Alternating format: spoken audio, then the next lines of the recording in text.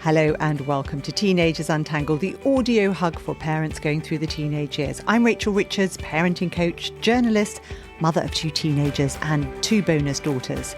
Now, if you've been listening to my podcast for some time, you'll know that I'm on a journey. And that journey is an attempt to better understand my kids, myself, and the world in which I'm trying to raise decent human beings. One of the most popular episodes so far is how to motivate a teenager. Now, knowing how much we all care about the topic, I have a massive treat for us today. But before I introduce our guest, I'm going to engage you in a little exercise to help you figure out where your mindset is right now. Now, I have 2 questions for you. Do you think that young people lack the ability to reason, plan, and think about the future in a logical way? That was question number 1. Secondly, when you parent, do you think that immature and defiant young people need accountability, discipline and standards, and those need to be enforced to get the best out of them? Or do you think it's unfair to expect too much of them when they're not developed? We should care more about the person than their performance. You can pause here to give yourself time to think. Now, hopefully you're clear about your position. I know that in the past, I have felt protective of my dyslexic daughter and found it difficult to know, how to motivate her and how much leeway I should give. Today, I'll be talking with David Yeager, author of 10 to 25, The Science of Motivating Young People. Now, I've read the book cover to cover, and I cannot begin to tell you how brilliant it is. David is an acclaimed developmental psychologist who constantly rubs shoulders with the giants of this area, people whose names come up all the time, like Carol Dweck, who's done so much work on developing a growth mindset, and Angela Duckworth, who's best known for her TED Talk on grit and its connection to success. David is on a mission to explain why the neurobiological incompetence model is wrong. So I started by asking him what that means. Yeah, the incompetence model is my term for this general belief in our society that young people are just like generally short-sighted, selfish, incapable of thinking about their long-term future in a wise way. And that because of that, if we care about young people, then we need to kind of make the decisions for them as much as possible and withhold kind of autonomy and agency and authority. And that, that's it's not an unreasonable thing for people to think. The model doesn't come from nowhere. It's got its origins in ancient Greek philosophy, where the passions that are ignited by the onset of puberty, which they didn't call it then, but just aging and maturation. Those passions then have to be learned and controlled and harnessed by the logical reasoning brain. And that ancient Greek idea carried over into modern neuroscience as neuroscientists started looking at how the prefrontal cortex, the regions of the brain related to judgment, decision-making, and planning, seemed to be less activated than the emotional regions of the brain in certain tasks. And so that's given us the idea that we can't expect young people to make wise decisions because their brains are hijacked by their emotions and their prefrontal cortices are not fully developed. Now, it is, of course, the case that the brain continues to develop, but if you start from this position of that their brains are so incompetent that they can't be trusted, then it makes us as adults do a lot of weird stuff that ends up being pretty ineffective. A light bulb went on when I was reading your book, because I've done sort of episodes on, how to motivate a teenager who isn't interested in school. And I did this primarily because I had a teenager like that. And I noticed a missing link, and the missing link was in your book, which is that what they really are driven towards is this respect, isn't it? Can you talk a bit more about the prime drivers of a young brain, sort of 10 to 25, which is what your book's about? What are they driven by? In the book, I'm summarizing a consensus from a large group of scientists focused on adolescence, and I'm one advisor among many for something called the Center on the Developing Adolescent. And the group has tried to reframe the period of adolescence in terms of normal developmental needs rather than kind of pathologizing the teenage years as a time of impending doom and disaster that we need to where we'd be better off just locking them in a closet until their brains are ready to think. Yes. Which, Shakespeare writes about that, whether they're no age between 10 and 20. Young people are really trying to meet a set of goals that they have, that the prefrontal cortex is about goal-directed behavior. And goals at their most fundamental level are positive ways we want to feel more or negative ways we want to feel less. And so you can think of the prefrontal cortex as like learning in that age group how to maximize the positive feelings and reduce the negative feelings. And it's not just hedonic feelings like the pleasure of drinking something sweet, right? Or sex or whatever it is. It's also social feelings. So the feeling of pride never feels as good as it does in the midst of puberty. And the pain and humiliation of shame never feels as bad, or of righteous indignation is never like dominating our attention as much as it is in this age group. And the argument that the neuroscientists make that I find compelling is that one key task of adolescence is to figure out how to be a social self that brings something to the table, and that contribution is perceived by others who have influence in the social group. And the historical evolutionary argument is that as humans were, roving the savannah, if you're a child, then a child can just take for granted that their parents are going to take care of them, because a 4-year-old doesn't have to go kill a woolly mammoth to be a good 4-year-old. You're like, okay, we're taking care of you. No one questions that. But at some point as a teenager, you can't just sit there like a lump on a log, expect everyone to bring you meat and protect you from the attacking tribe and, just like cater to every desire. You got to show that the calories they're spending on you are calories well spent, is one way to think about it. And so the brain goes into alert mode of, oh, wow, I better show the rest of this group that I've got something of value in this social group. And so you can think of pride as the emotional byproduct of having demonstrated your social value, and shame or humiliation as the emotional byproduct of having failed to do so in a very public way. It's just a long way of saying that the drive for status and respect is not, in my opinion, this like frivolous search. I love that. I think it's so important. And I've talked about this with one of my daughters, and she said, this is 100% how it feels. And what I thought was really interesting is when you talked about the adolescent predicament, which is this mismatch between, their neurobiological needs for status and respect, and then the level of status respect that they get from their current circumstances. It's really, really stressful for them that they've got nothing to show for it. Yeah, there's a study, I'm not sure if I cite it, but I teach it when I teach a graduate course and an undergraduate course on these ideas. And it's from the late 1990s. And it's on what's called self-determination needs. So self-determination theory is a famous theory in psychology, which says people want autonomy, competence, and relatedness. And the idea is that you especially want that as you come to feel like a social self who gets to be in charge of my future. And that's one way to define adolescence, is like I want the rights afforded to an adult, basically, to be viewed as a competent, related, worthwhile person. And the study is very simple. It asks kids about certain rights that they think they should have, and said at what age do they think, yes, I should definitely have this right? And then they ask the adults, at what age should kids get that right?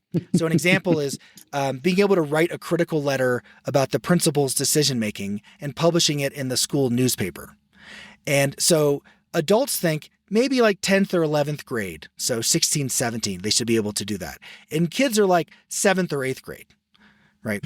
So there's a multi-year gap between the right and to be respected and have your voice respected that a kid desires and when it's afforded by the adults in their society. And that's one example among many in those studies to say that there's this adolescent predicament that if their bodies and brains are screaming, I want the right to self-determine, and our culture is not affording that, then it could cause a lot of the most frustrating kids these days behaviors, not because they're idiots, but because we haven't crafted environments that take advantage of their neurobiological drive for status and respect. And we will get onto that because that's what we parents are trying to we're trying to think, how do I do this? What's the best thing that I can do? And I saw that there was some research about being nagged by a parent and I'd love you to talk about what happens in the brain when we nag, because that's another thing that people are really interested in. So there's this great study that I love to talk about by Jennifer Silk, who is a neuroscientist at Pittsburgh at the time. And she, as a part of a larger study of moms and their daughters, brought daughters in and had them listen to audio recordings of their moms completing the sentence, "What bothers me about you is." So the daughters are in the fMRI magnet that's whirring around their brains, detecting blood flow in order to detect neural activity in one region or another. But on their earphones, they're listening to their moms say things like, "What bothers me about you is that you, now I tell you to stop fighting with your sisters and you never stop. I tell you to bring your shoes downstairs and you don't do it. I walk past your room and say it needs a little sweeping and dusting and needs to be cleaned, and then you never clean it. You just need to calm that down." Stuff like that. And so it is like, I get it. I mean, I have 4 kids, and so I understand what it's like to feel like no one listens to you. And at the same time, what is the daughter thinking when she's hearing that? Is she thinking, Mom, you have a point. I'm really glad you raised these issues. But I thought I was doing good. But now that you've given me this checklist, I've got some work to do. And so good chat. And I look forward to completing all of your requests. So no, that's not what happens.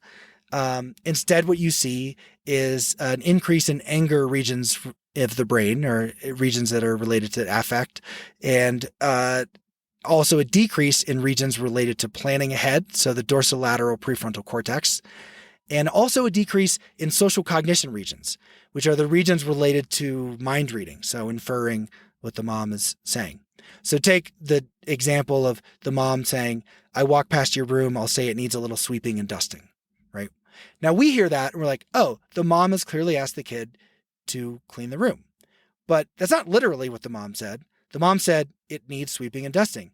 And so a kid who's not engaging in social cognition, because that part of their brain is shut off, could say, "Yeah, you're right. It needs sweeping and dusting. I wonder who's going to do it." Right? Because that's the literal response. Yeah. That's not the implied response.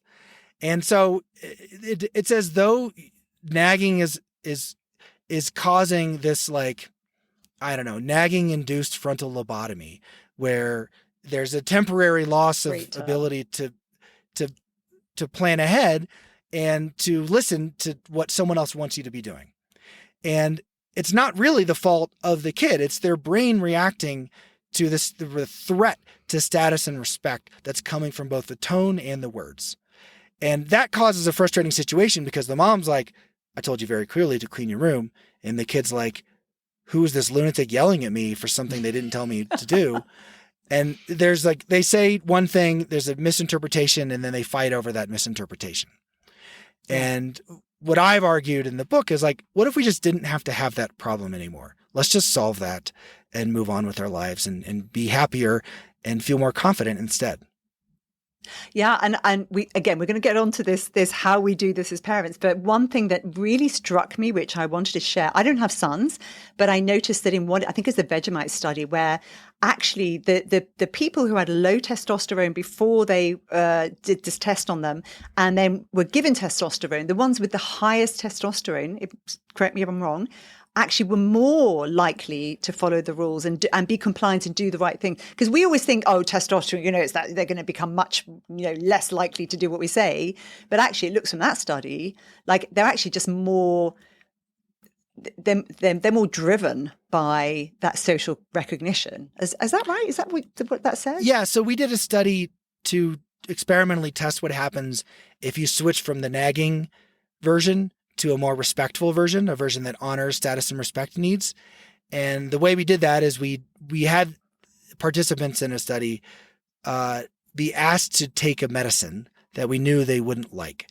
And we told them it was medicine. In fact, it was a spoonful of Vegemite, which is an Australian food supplement. And to Australians, it tastes good, but to non-Australians, it's pretty gross. And it's like basically after you brewed a barrel of beer and just took all the yeast at the bottom and then turn that into a spread for toast. And so people don't like it, but we had a cover story in which they were told this could be good for their health and also good for science. And in one condition, we spoke very disrespectfully. So we threatened their self-determination needs by saying, you should listen to me, I'm the expert. Things like, if there's an unpleasant taste, just try to ignore that. Thank you in advance for your cooperation. Basically not granting any agency or autonomy. And in the respectful condition, we said things like, you might consider taking this medicine, implied, hey, you're smart, so we're going to explain the real reason why you need to take this or why we're asking you to. We would say, think of the unpleasant taste as you doing your part to help science, and thank you for considering this request. So very respectful, granting agency, embedded compliments to try to say we think a lot of your thinking abilities. And what we found is that in some analyses, participants were almost twice as likely to take the Vegemite, but that was especially true if they were high testosterone at baseline, or if at baseline they were low testosterone, but we gave them a nasal inhaler to make them high testosterone. So we could temporarily induce the hormones of being a teenager. And then that caused them to really distinguish between the way the request was framed, if it came with respectful language or not. And you're right that challenges our theories of testosterone. Instead of thinking of it as it's making our brains just chase sex or fight everybody or, just be impulsive, it's instead causing us to be hypersensitive to the social status, rewards, and punishments in a situation. And therefore, reading between the lines if someone with high testosterone is being asked disrespectfully. And that matters because for most of the teenage years, on any given day we're talking to them, that's the day on which they have the most testosterone they've ever had in their entire lives. And then the next day when you talk to them and see them again, now that will be the day on which they have the most testosterone they've ever had in their entire lives. And that's affecting, we think, how they process information, how they deal with a request, and therefore whether or not they do what we ask. And if we ignore that, then that's this powerful biological source of motivation that we're fighting against rather than harnessing. Amazing. I mean, to me, this is just so interesting. And so let's move on to, there are a couple of things I really want to sort of delve into. One of them is the growth mindset, and one of them is these mindsets to do with the way that we parent. Because I think they, from what I understand, they're interlinked. And I think maybe let's start with the parenting, because I'm sure a lot of parents are saying, well, let's just get onto the parenting, get onto that. So when we look at the 3 mindset frameworks that you talk about in your book, you talk about enforcer, protector, and mentor mindsets. Can you give me a kind of explanation of what these different ways of looking at being a parent are, or even a boss at work? Because this is really good for people who are having to mentor people in a workplace. What are we talking about? Yeah. So what we realize is if you start with this neurobiological incompetence model, that teenagers' brains are deficient, short-sighted, et cetera, then there's the next question, which is they're incompetent, but do I want to be nice or tough? And if you think you need to be tough, then you end up in something I call the enforcer mindset, where I'm enforcing the rules, have very high standards. I'm not going to support you to meet them because it's up to you. But for your own good or for the good of society, I need to uphold these tough standards. And if it makes you feel bad about yourself, if you cry yourself to sleep at night, if you question your competence or whatever, that's just the side effect of what a necessary evil, which is me upholding the standards. And you can see how, again, people could put their heads on their pillows at night and feel good about themselves because at least they are the last bastion of sanity between this, weak generation of Gen Z who's trying to take society to hell in a handbasket. And if you instead answer the question of they're incompetent, but I want to be nice and friendly, and the most important thing to me is that when I put my head on my pillow at night, that young people knew I cared for them and I was on their side, then you end up in what I call the protector mindset. And that's very low standards, but very high support. And that's the idea that Maybe young people have been through so much. They've got toxic stress. They've been through one crisis after another. I can't possibly expect too much of them.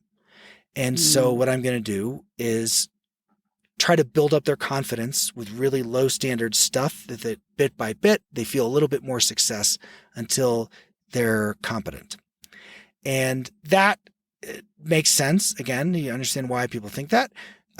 But young people kind of know what you're doing, and they end up being offended by the low standards or terrified because it makes them think that adults think so poorly of them that they're not going to then be prepared for the real world. And they start to believe that as well. They start to believe that, and then they start to depend even more on adults doing things for them. And we create the very problem of the supposedly weak Gen Z generation, in part because of our low estimation of their abilities. I see this a lot in low-income urban schools. Kids call it the pobrecito mentality, like the poor little ones, where the teacher takes pity on the children in poverty by having the easiest possible class, right? Giving you the review for the exam the day before that all you have to do is memorize the bullet points and then you can ace the exam. But everyone knows the kids are going to forget the information the second the exam is over. So you're not actually prepared for your future as a student at all. You are just jumping through some low standards hoops to get a fake A. And students will be like, yeah, sure, I like that because it's not in any work, but it terrifies them about their future. And the third way, though, kind of takes the best of both of those. And that's what I call the mentor mindset. And that's the idea of, I'm going to have very high standards and this is going to be hard. It might even cause some discomfort. There might be some crying involved because it's tough, but I'm going to be very supportive. So that way, if I'm a parent, my kid can meet that high standard. If I'm a boss, my direct reports can meet that standard. If I'm a teacher, they can learn that content, right? And so another term for this is inclusive excellence. You set a standard for excellence, but you create an environment in which you include everyone in meeting that standard. And that's different from exclusive excellence, which is what you get in the enforcer. It's like, yeah, it's super high standard, but only 2 or 3 people are going to meet it.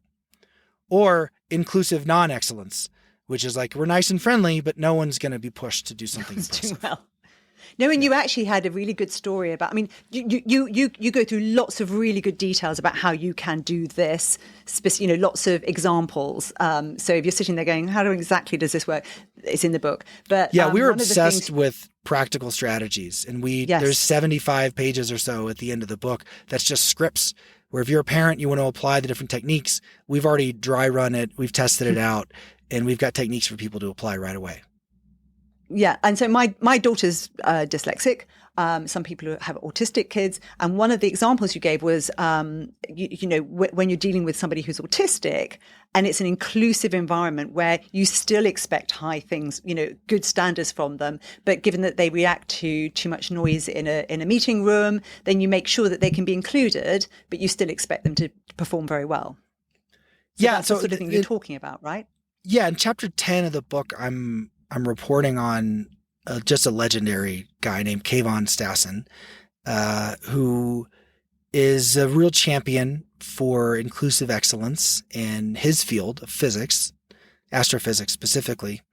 And for a long time, he was the leading person at increasing diversity on the basis of race, ethnicity, and SES in physics. And he switched his focus in recent years to focus on autism. In part because his son is rather severely autistic and it compromises a lot of his educational pathways. And he wanted to have the kind of world where his son could pursue professional physics if he wanted to. And that's not true now because the world of mentoring in physics is very much about publishing your next paper. So you hire the smartest and best trained people where it's the least amount of work for the mentor, and the mentor is able to delegate, and then the student or postdoc can just produce tons of papers as quickly as possible. And so that ends up sorting on the kind of people who don't need any accommodations because accommodations just take a little bit of mental effort. And he's like, that's not going to work for my son. My son's going to need more support than that. But his son, as a son of a world-famous astrophysicist, probably would have interesting ideas that you could bring to the table. So he started out including autistic students, postdocs, staff, etc., in his lab, and figured out that there are things that get in the way of an autistic scholar from making a contribution that have nothing to do with their intelligence or their ability to do physics. And there are things like you tend to have a lab meeting in the actual physical lab, which is a room surrounded by steel tables and equipment, and it's very echoey because it's all metal equipment, and there's nothing to absorb the sound, and there's stuff happening in the background. It's very distracting, and it was triggering for autistic employees or scientists in his lab. And so this is before COVID, allowed students to Zoom in to lab meetings, which sounds obvious, but at the time, that was a weird thing to do. And it allowed them to control their environment, the lighting, the sound. They could turn the volume up and down. They could turn off video if they wanted to, and then they could make contributions to the conversation and so on. Another example is a master's student who was a brilliant programmer, but because of his autistic differences, would really get frustrated and start slamming the laptop on the ground whenever he ran into an impasse. And it just kept crashing laptops. And at some point, a normal advisor would have said, you can't be in the lab anymore. You've broken thousands of dollars worth of equipment. But Kayvon didn't do that, in part because autism causes certain differences that could be inconvenient for a team, but it also causes certain strengths. Like a lot of autistic scientists are able to hyper-focus for long periods of time and visualize data in new ways. And this young scientist named Daniel was coming up with an amazing new data visualization software. And so Kayvon wanted to build on those strengths. And so he just bought one of those construction site laptops that you could drop like from 4 stories up and wouldn't break. And so anytime Daniel would get frustrated, he would crash the laptop, but it was totally fine because it was surrounded in like this tough plastic casing. And then he finished the software, and then it got used at NASA to like find planets around the world. It was published in a Nature paper, which is the pinnacle of scientific contribution in the world, and is now licensed to NASA. And it's not the biggest contribution in the history of physics, but it was a contribution that would not have existed if not for that autistic young scientist. And so Kayvon's whole thing is like, why are we artificially limiting the pool of people who can contribute at a high level because we lower expectations for them, or we refuse to accommodate their different needs? And so Kayvon's like, the enforcer would have just gotten rid of Daniel. The protector would have been like, oh, just do this easy thing. But then it wouldn't change the future of science, right? And then NASA wouldn't want to pay for it because it's not up to standard. So it's high standards, high support, and then everybody wins. Daniel has a career in science. The lab has this big contribution. Society in general has the contribution, but also you've got inclusiveness. I love that. It's such a really important message because I think sometimes we're not quite sure how that we slot the inclusiveness in without just being nice.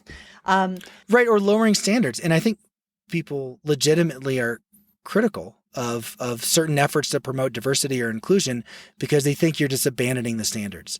And I think Kayvon, who, by the way, just won the MacArthur Genius Award a couple of weeks ago for this work that I write about, is recognized in part because this is like an alternative route to the lowering standards version of inclusion. This is like, no, super high standards, but just add the supports. Yes. And I'd like to, there are a number of mental mindset practices, which I'd like to go into, but underpinning all of this mental mindset is the idea that we can grow, the growth mindset. Yeah. Can you talk a bit about how you've worked with, or the science has worked with kids and realize the massive difference that we can make with our kids if we can just instill this in, and how we do it? Yeah. So my longtime collaborator and PhD mentor was Carol Dweck, who was at Stanford and developed the concept of growth mindset initially. And then my role was to take the early interventions and try to test them at a broader scale to understand how and where growth mindset could come to life. So as a reminder, growth mindset is simply the belief that abilities can be changed and developed, that you're not stuck being all one thing or all another thing throughout life, that there's the possibility for change with the right support and under the right conditions. And it turns out that message is really beneficial for people who are encountering some kind of struggle, which many people should be in educational settings, because you should be learning stuff you don't already know in school. If you're learning stuff you've already mastered, that's kind of a waste of time. But if you're using school to its fullest, then you should feel challenged. And then it becomes really useful to have a growth mindset, because the alternative is you say, oh, the reason why this is challenging is because I'm not smart enough, I'm no good, and this will never get better. And if that's your conclusion, then it's hard to motivate yourself to try to switch up your strategies, to ask for help, etc. And in fact, asking for help makes you feel even worse, because you think, if I was really smart and talented, I wouldn't be the kind of person who had to ask for help or advice. And so there's a need in a fixed mindset to conceal any failure or frustration or difficulty, because that could be viewed as confirmatory evidence that you are less than in some way. And so growth mindset, we found, emboldens young people to take on a challenge, because they view it not as a sign that they lack a fixed trait, but instead as a route for developing some characteristic like their ability in that domain. And so we've done lots of experiments where we shift people from fixed to growth mindset, and we found we can do it kind of quickly, sometimes in 25 minutes. And the way we can do that is we first say a little bit about the brain and how it works. We're like, all right, well, the brain is not static. The brain is learning from its environment, and that's its task. And so if you're challenged and you learn, then that is changing your brain. You're forming new and better connections that's helping you get smarter. So if you struggle, it doesn't mean you're dumb. It actually means you're becoming smarter, is the first point. And then they read stories from upperclassmen who have heard this idea in the past. So a 9th grader would learn from a 10th or 11th grader who's like, I used to feel dumb if I struggled, and I thought people were looking down on me. And then I realized that actually you can't put me in a box. I'm not either smart or dumb. I'm actually improving. And so they hear that it's a useful idea. And then last, they do something we call self-persuasion, where participants in our study try to write a letter to a future student who might be struggling, explaining how these growth mindset ideas could help motivate them. And what we find, we call it a saying is believing effect. And this is the idea that to the extent that I try to make an argument to convince you of something, I'm actually convincing myself of that idea. Yes. And so these are things any parent can do. But notice what I didn't say is that you should like fire hose kids with what they're supposed to believe and tell, don't you know you should have a growth mindset, and don't you know that your brain can... So we very much are respectful in how we communicate. So it's like the respectful condition in the Vegemite study, where we say, this is hidden information you might not already know. Other people like you already believe it. How could you apply it? So we ask them to generate the information. And that's why we can change our attitudes in such a short amount of time, is because we're drawing on the psychology of status and respect and embedding that into how we frame our mindset interventions. I love that. And we're coming back to that status and respect and how important that is. And respecting that they will have their own opinions rather than telling them this is what you're supposed to think. And I loved this bit where we're talking about the way that you actually implement some of this mental mindset. And you mentioned Lorena Seidel, I think her name is, a parenting coach. And one of the things that really made me smile was where you were talking about this imaginary jury of our peers. Oh, I've got to prove to these people who might be listening to me, who aren't actually, they don't exist, that I'm a good parent. And right. So we feel like this jury is actually watching us to make sure that we parent well. And Lorena says the problem is never the problem; it's what we think of the problem. So one of the things we're talking about is questioning what are we making of this situation, rather than jumping in with a mindset, either the enforcer or the protector. How do we, what do you do when you're in those moments where it's really stressful because you're a dad? Yeah. Yeah. How do you do that? Yeah. I mean, yesterday, same stuff. So there's this great parenting coach I followed for a while. Her name is Lorena Seidel. And I've interviewed her and a bunch of her clients, and she's truly fabulous. It's kind of like if you want to have a house with no like yelling and everything's on fire, and you feel like a bad parent every day, like and you can get her time, then she's who you call. And, if you're wondering if I interviewed her more than I needed to for the book, the answer is yes, because I personally found the advice exactly like very useful. And anyway, I highly recommend, talking to her, working with her if you can do that. But one of the things she says is that, any crisis with a kid, whether it's an argument or a fight, or the kids are fighting with each other, or they're not listening to you, from the parent's perspective, we want that to end as quickly as possible because we're trying to minimize the number of people who are judging us for being a garbage parent. And part of that is if it's in public, we're like, oh my God, all these people think I'm the worst parent. So there's this jury of peers that are evaluating us. But even if it's in private, we're like, why am I the kind of person whose kids don't listen to them? I do everything for these kids. Yes. I love them. I care for them. And the fact that I'm having to ask 3 times to put on your pants must mean that I'm not a good parent. And I can't stand in good faith in front of another parent and act like I'm good at parenting, but knowing deep down that my own kids won't listen to me. And so often what she says is that parents overreact and go into enforcer mode and yell and tell and blame and shame, not because of what the kid's actually doing and not because of the stakes for the kid's future, but because of what it means about us in our minds or in the minds of our imagined jury of peers about what kind of parent we are. And a great example of what we should do instead of yelling, telling, blaming, and shaming is asking questions. So her argument is when there's a crisis, don't waste that crisis. There's an argument. Like, don't waste that argument.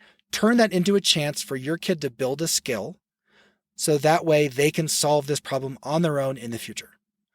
And anytime that they've stepped out of line or it's caused chaos for the family, that's a pretty good signal that they need to behave differently. So that's the time to troubleshoot. Like, don't sit around waiting for some abstract moment where you're going to teach them the perfect way of dealing with a conflict with a sibling. Like, use that crisis as a teaching moment. And if you do that enough, pretty soon they're going to start figuring out their own problems. At a minimum, because they don't want you to be asking them a million questions about how to solve it. Like, they're going to be tired of that.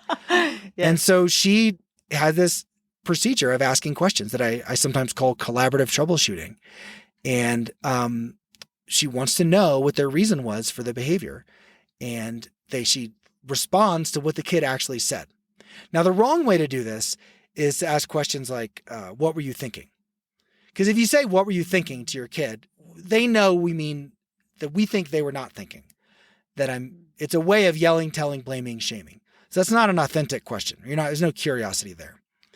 But if you legitimately are curious about a kid's reasons for, I don't know, sneaking out of the house, coming home drunk from a party, fighting with their sibling, having an anxiety attack about forgetting their baritone at school or whatever it is, if you're like really curious, you might learn something about them, but you also might help them come to the realization of how they can solve it in the future. I say it that way, and I've got scripts and routines that I learned from Lorena in the book. But the number one reaction is, yeah, but I don't have time for this mentor mindset stuff. When the macaroni's burning on the stove, the repairman is at the door, we're late for soccer practice, and I've got 2 kids fighting in the other room. So this is not the time for your touchy-feely, perfect world nonsense. And again, her argument is 1, like, yeah, but don't waste the crisis because you save yourself more time in the future if you take advantage of this crisis. 2, even if you screw up, you can get a do-over. And her whole thing is like, you can sometimes blow up and then later come back and say, I didn't uphold the standard for our family. I still needed to do this thing, but I should have been more curious about why it's hard for you. So would you mind explaining to me what was going on, what was in your mind, so that way I know how to better support your needs while also making sure that this important thing for the family gets done. And then they troubleshoot. Yes. Yeah. And so often what she argues is the kids will remember the do-over more than the first blow up. And it's respectful. And it's totally respectful because Tony Bright is a famous sociologist, and he studies respect in organizational settings, like bosses with employees. And when you ask employees to define respect, one of the number one things they say is that they feel listened to. And listened to in the sense that what they say could change the mind of the other person. And if we signal right away we're closed-minded, then they don't feel listened to, and that's like the definition of disrespect for a lot of young people. And the last thing I'll say about this is that, like, if you have the incompetence model, you would never ask questions and get curious because you know why they're making the wrong choice. It's because they aren't thinking. And so you're not curious if you think that their brains are fundamentally flawed. But if instead you think, oh, wait, they had a status and respect reason for their behavior, and therefore my task is to come up with the most charitable interpretation for why the bad behavior made sense from their perspective. Then you're troubleshooting. So that's why I think it was important for us to start with the incompetence model here, is that if you're stuck with the old incompetence model, you would never do the questioning. It would make no sense to you. My last episode was on stress, and it was because the US Surgeon General, I think it's Vivek Murthy, had talked about the enormous amounts of stress that parents are under at the moment. So we talked about, the way that we think about stress, but I wanted to look at yours because I love the whole section that you put together about stress. And one of the things you said was the last decade has ushered in a revolution in the science of stress, revealing that most of us take the wrong way of thinking and talking about it. So I think you mentioned psychologist Dr. Alicia Crum. Could you please talk to us a bit more about what is this that we're getting wrong about stress? Yeah, so I think that the psychophysiologists, the people who study how the body and mind work together to have a stress response, like to emphasize that the stress response is designed to keep us alive, that it is not fundamentally bad. And that's not how a lot of people think about it. People think about toxic stress as like slowly unraveling our telomeres and killing us day by day.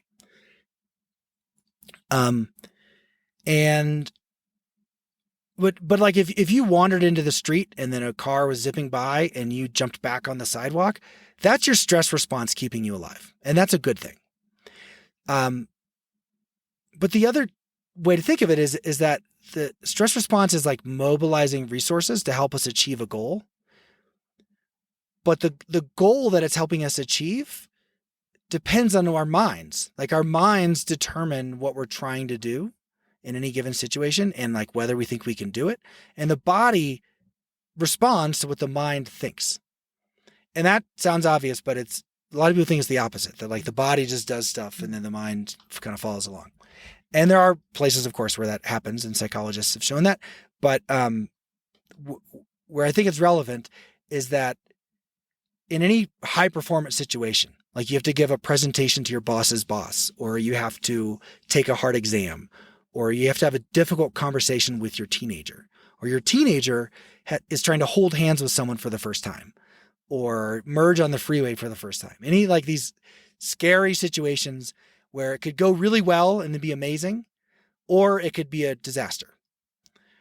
In those situations, what happens is that the body starts mobilizing resources. The heart is racing, you're breathing heavy, your palms are sweaty, etc.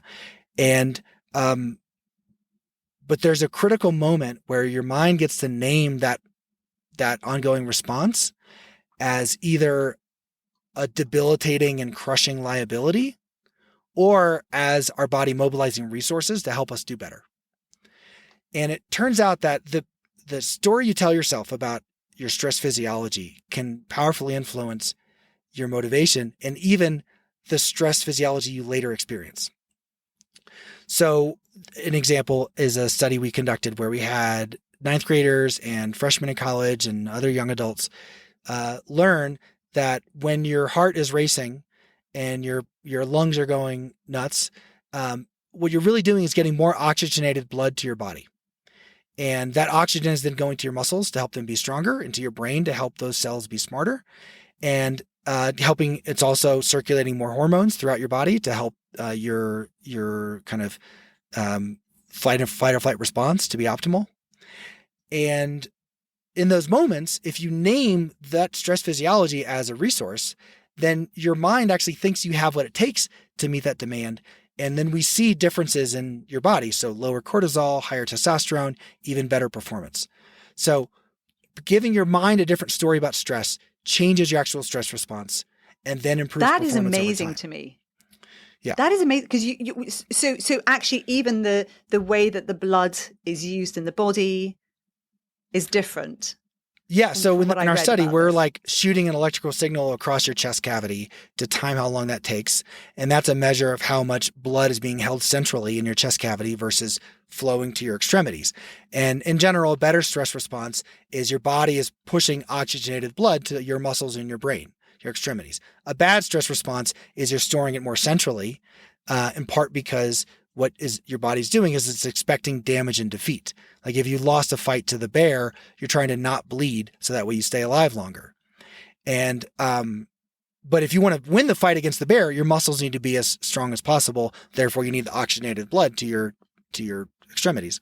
And so we're measuring how much blood is in centrally versus peripherally as a function of the story we helped you tell yourself about whether your stress response is good or bad. So when you're talking to one of your kids about a stressful situation, let's say they're moving schools or they've got a performance or something, how do you prepare them? Because this is one of those things that so many parents go through where they've got this child who's really anxious or stressed about something. How would you sort of talk about that with them? Yeah, our approach is we call it synergistic mindsets, and we basically pair a growth mindset message with a stress can be enhancing message. So when a kid has butterflies in their stomach, for instance, and this is a real example, my daughter was like auditioning for first chair in cello, and don't ask me what first chair is. I don't know what it is, but she was nervous about it, and sounds good. She got in the car thinking, basically that her butterflies in her stomach were so bad that she didn't think she could go to school. And then if I was the enforcer mindset, I would be like, suck it up, stop complaining. And if I was a protector mindset, I would call the school and say, she can't come to school today. She's feeling sick. But I was trying to be mentor mindset. And so I was like, all right, well, what do you think I'm going to say? And she goes, well, you're going to say that the fact that I have butterflies on my stomach means it's something that matters to me and it's really hard.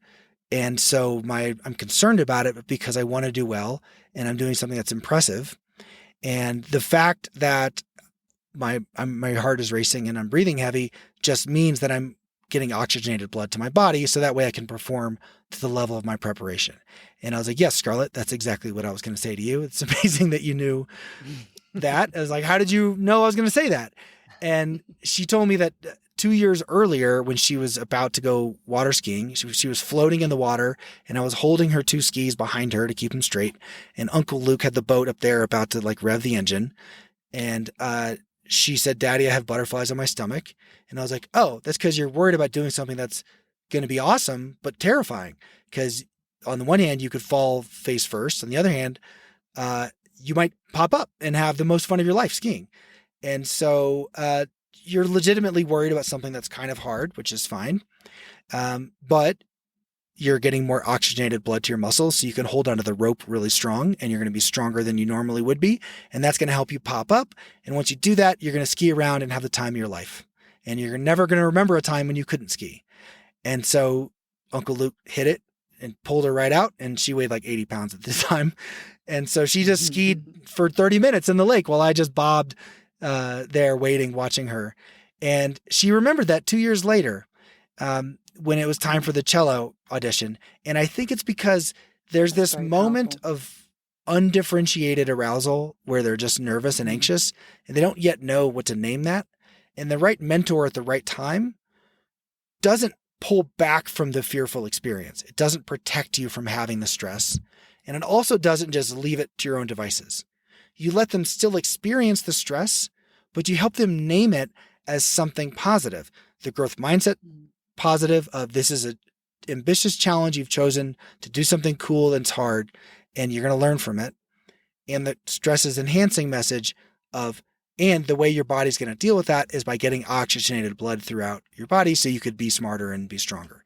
And by naming it that, then it became self-reinforcing over time. And I didn't need to keep saying it to her because she already knew it to be true. And I think that's the kind of closing message, is that yes, with whether it's our kids or someone else's kids, if we're a coach, if we're a boss, if we're a teacher, a professor, whatever it is, you never know when you're going to say something that they're going to remember for years and years. And as much as possible, let's try to not have that be the enforcer stuff of yelling, telling, blaming, shaming. And let's also have it not be the protector stuff of, you can't do this, let me remove all the barriers in your life. Instead, let's make it be things like, yeah, this is super hard, and I think you're up for it. And when you do it, you're going to feel great, and you're going to remember that. And I want you to feel that confidence going forward. And more often than not, that final mentor mindset version will help them. It comes across as a respectful thing to say. And so their ears are open to it. And I think it can help them cope going forward. David, what a beautiful message. It's exactly the sort of thing I was talking about in my blog. I've talked about how to set high expectations without piling on the pressure. I could talk to you all day. It's fascinating. Thank you so much. What an interesting book. And I will be reading it for years to come, I'm sure, because there are so many messages in there. Thank you so much. Yeah, thanks for having me. This was great. That was David Yeager, Professor of Psychology at the University of Texas and author of 10 to 25, The Science of Motivating Young People. Please send this to at least one person if you found it useful. And you could give the podcast 5 stars in the review section. I put all of David's contact details in the podcast notes. And if you want to contact me with questions, suggestions or feedback, then write to me at teenagersuntangled@gmail.com. That's it for now. Wishing you a great week. Bye-bye.